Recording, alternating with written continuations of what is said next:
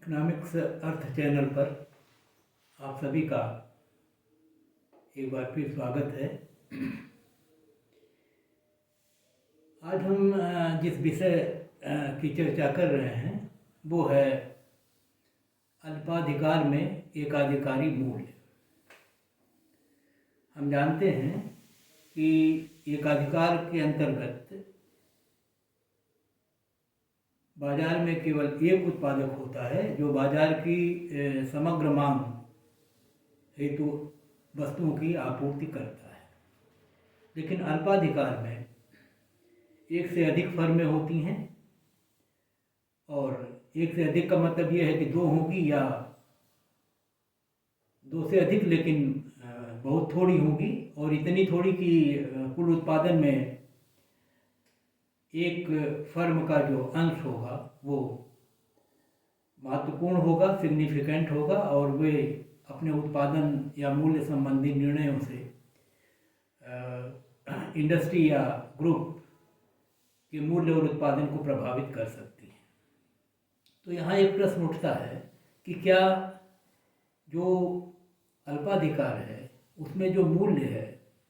वो एकाधिकारी मूल्य के बराबर हो सकता है। हम जानते हैं कि एकाधिकार के अंतर्गत क्योंकि उत्पादक अकेला होता है, संपूर्ण पूर्ति पर उसका नियंत्रण होता है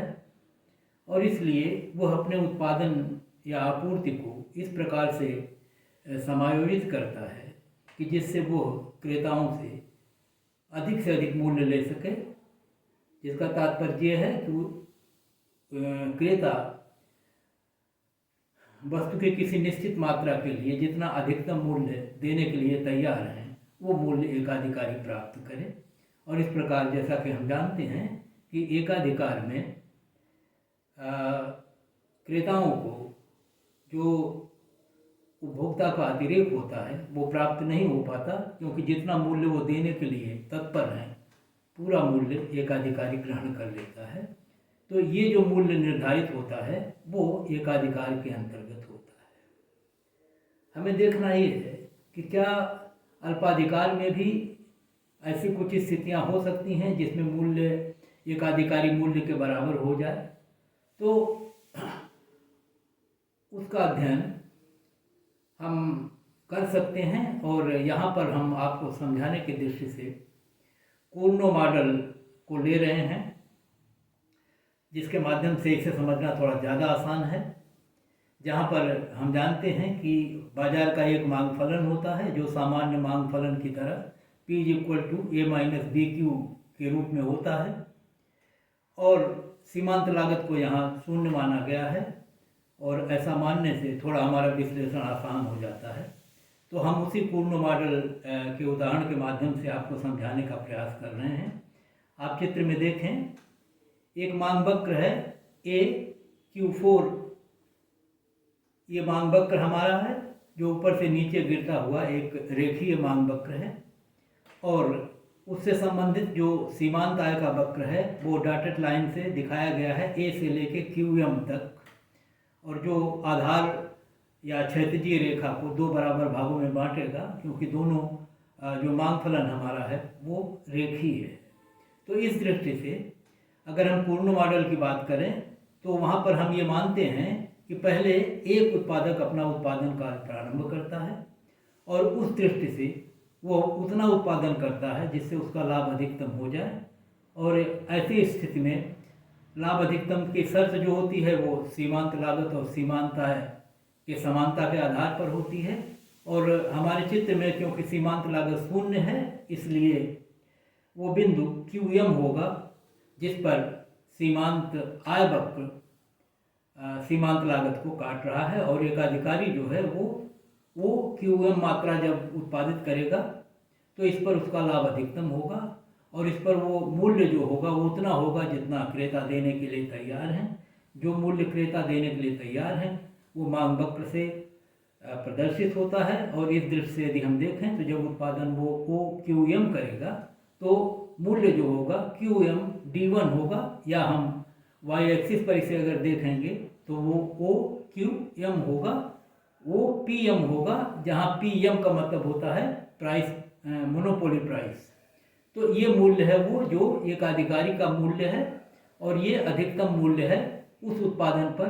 जब ये उत्पादन OQM होता है। हमने देखा है कि क्योंकि लागत शून्य है और पूरा का पूरा ये जो उत्पादन है और उसका अगर मूल्य से हम गुणा करते हैं तो ये जो पूरा हमारा एक आयताकार क्षेत्र है OPM, D1 और QM, ये हमारी कुल आय है, और क्योंकि लागत शून्य है इस नाते यही कुल लाभ है, और ये कुल लाभ अधिकतम होगा इस उत्पादन पर OQM पर। अब इस लाभ से प्रभावित होकर अगर कोई दूसरा उत्पादक भी उत्पादन करने के लिए बाजार में प्रस्तुत होता है तो जो मांग बची हुई है बाजार की, और वो QM से लेकर Q4 तक आधी मांग बची हुई है अभी, और इस मांग को पूरा करने के लिए प्रयास करता है और अपने लाभ को अधिकतम करने के लिए वह भी अपने सीमांत आय लागत और सीमांत आय के समानता के आधार पर उत्पादन निर्धारित करेगा। और आप सभी जानते हैं कि वो उत्पादन होगा QM से लेके Q3 तक, जो कुल उत्पादन का 1/4 भाग है। इसके पहले उत्पादक ने जो प्रारंभ में उत्पादन जिसने प्रारंभ किया था उसका भाग था O से लेके QM तक, जो कुल उत्पादन का आधा भाग है, और अब दोनों मिलकर 3/4 उत्पादन करेंगे जितनी कुल मांग है OQ4। और ऐसी स्थिति में अब जो मूल्य निर्धारित होगा वो OQ3 मात्रा के आधार पर निर्धारित होगा, और बाजार में जो मूल्य होगा वो Q3D3 होगा। Q3D2 या Y अक्ष पर देखें तो ये होगा OP स्टार, और ये संतुलन का मूल्य होगा कूर्नो मॉडल में, जो दोनों उत्पादकों द्वारा उत्पादित कुल मात्रा के आधार पर निर्धारित होगा, और दोनों इसी मूल्य पर अपनी वस्तुएं बेचेंगे। यहाँ मैं आपको ध्यान दिला दूं, और यही अंतर बताने के लिए मैंने इसको यहाँ एकाधिकारी मूल्य को अल्पाधिकार में दिखाने का प्रयास किया है। दोनों मूल्य, चाहे हम OQPM लें और चाहे OP स्टार लें, दोनों मूल्य वो अधिकतम मूल्य हैं जो क्रेता देने के लिए तैयार होता है। इसलिए एक कन्फ्यूजन होता है कि जब दोनों मूल्य वो मूल्य हैं जो क्रेता उत्पादन की उस मात्रा पर देने के लिए तैयार है, तो ऐसी स्थिति में कौन सा एकाधिकारी मूल्य है और बाद वाले मूल्य को हम एकाधिकारी मूल्य क्यों नहीं कह रहे हैं। तो यही हम आपको ध्यान दिला दें कि जो OP स्टार वाला मूल्य है, ऐसी स्थिति में बाजार में दो उत्पादक हैं, और इसलिए इस मूल्य को हम एकाधिकारी मूल्य नहीं कहते हैं। एकाधिकारी मूल्य उस मूल्य को कहेंगे जो एक उत्पादक द्वारा उत्पादित, जब वो बस बाजार में अकेला होता है, वैसी स्थिति में जो मूल्य होता है। तो जो मात्रा उत्पादित है वो है OQM। अब एक ऐसी स्थिति आती है कि क्या अगर एकाधिकार में अल्पाधिकार में एक से अधिक उत्पादक हों, तो होते ही हैं एक से अधिक, वैसी स्थिति में अगर मूल्य उतना ही निर्धारित हो जाए जितना एकाधिकार में था, जैसे OPM, तो ये एकाधिकारी मूल्य होगा। लेकिन ऐसा संभव नहीं है, क्योंकि जब वो आपस में प्रतियोगिता करेंगे तो जो अगर दो उत्पादक आते हैं तो संस्थिति जो है वो OP स्टार वाले मूल्य पर निर्धारित होगी। अब एक ही केवल तरीका बचता है कि अगर दोनों उत्पादक समझौता करें और समझौता करके ये तय कर लें कि हम दोनों मिल के केवल OQM उत्पादन ही करेंगे, और ऐसा अगर संभव हो जाए तो बाजार में दोनों मिलकर उत्पादन करेंगे। और अगर मैं ये मान के चलूँ कि दोनों आधा आधा उत्पादन करते हैं, तो कुल उत्पादन है OQM, उसमें से पहला उत्पादक उत्पादन करे OQ1, दूसरा उत्पादन करे Q1 और QM, अर्थात दोनों 1/4 भाग का उत्पादन करें और कुल उत्पादन हो जाए OQM। तो ऐसी स्थिति में अब उत्पादन तो OQM होगा और मूल्य भी निर्धारित होगा OPM, लेकिन अब की बार बाजार में दोनों उत्पादक होंगे, और इसलिए ये स्थिति अल्पाधिकार की बनेगी। तो ऐसी स्थिति में हम लोग देख रहे हैं कि सामान्य तौर पर मोनोपोली प्राइस अल्पाधिकार में तभी संभव है जब दोनों या दो से अगर अधिक उत्पादक हैं तो वे इस प्रकार की समझौते करें, इस प्रकार की संधि करें, कार्टेल बनाएं और जिसमें वो ये तय करें कि सारे उत्पादक मिलके उतना ही उत्पादन करेंगे जितना एकाधिकार की स्थिति होती। और अगर हम इस कूर्नो मॉडल की बात करें तो एकाधिकार की स्थिति में कुल मांग का आधा उत्पादन पहला वाला उत्पादक करता, और यदि यही आधा उत्पादन दो उत्पादक मिलकर करें, तीन उत्पादक मिलकर करें, चार उत्पादक मिलकर करें,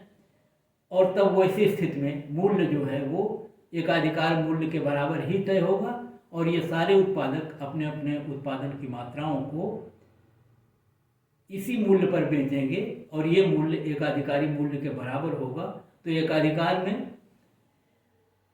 एकाधिकारी मूल्य संभव है और ये तभी संभव है जब कोऑपरेटिव ओलिगोपोली की स्थितियां हों, जिसमें सारे उत्पादक फर्में मिलजुल कर सामूहिक ढंग से समझौते या संधि करके निर्णय लें। तो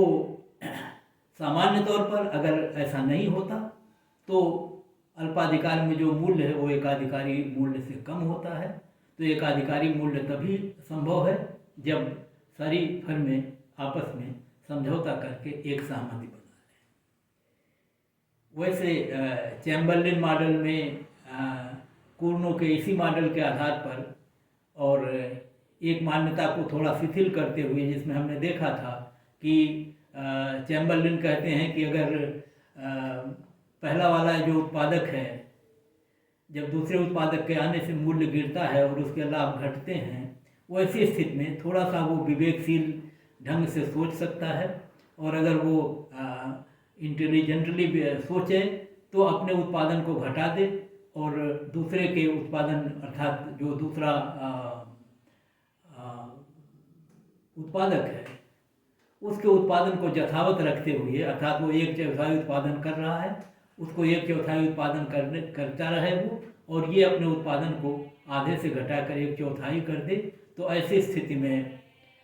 दोनों के लाभ बढ़ जाते हैं